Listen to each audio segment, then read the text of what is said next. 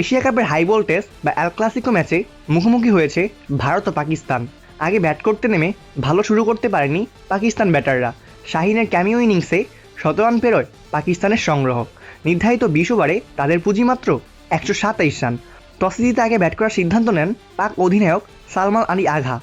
Golden ডাকের শিকার হন ওপেনার সাইম আয়ুব। হার্দিক পান্ডিয়ার বলে জাসপ্রীত বুমরার হাতে তালুবন্দী হন সাইম। পরের ওভারেই মোহাম্মদ হারিসকে ফেরান বুমরাহ। বুমরার এই উইকেটটি তালুবন্দী করেন হার্দিক পান্ডিয়া।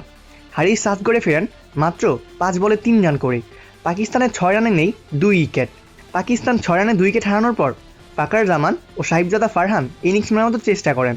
৩৮ বলে ৩৯ রানের জুটি করেন তারা দুজনেই। ফকরকে শিকার করে এই জুটি ভাঙেন অক্ষর প্যাটেল। ১৫ বলে ১৭ রান করে ৭ করে ফেরেন এই অভিজ্ঞ বাঁহাতি ব্যাটার। ফকরের ব্যাট থেকে এসেছিল ৩টি বাউন্ডারি। ফকরের বিদায়ের পরেই তাসঘরের মতো ভেঙে যায় পাকিস্তানের ব্যাটিং লাইন আপ। অধিনায়ক সালমান আলী আঘা ১২ বলে মাত্র ৩ রান করে ৭ করে ফেরেন, তাকেও স্বীকার করেন অক্ষর। টানা ২ বলে হাসান নওয়াজ ও মোহাম্মদ নওয়াজের উইকেট তুলে নেন কুলদীপ। ফলে মাত্র ৬৪ রানেই ৬ উইকেট হারায় পাকিস্তান ক্রিকেট দল। তারপর ফাহিম আশরাফ ও ফারহানের মধ্যে হয় ১৯ রানের জুটি। ওপেনার ফারহান আউট হন সপ্তম ব্যাটার হিসেবে। ৪৪ বলে ৪০ রানের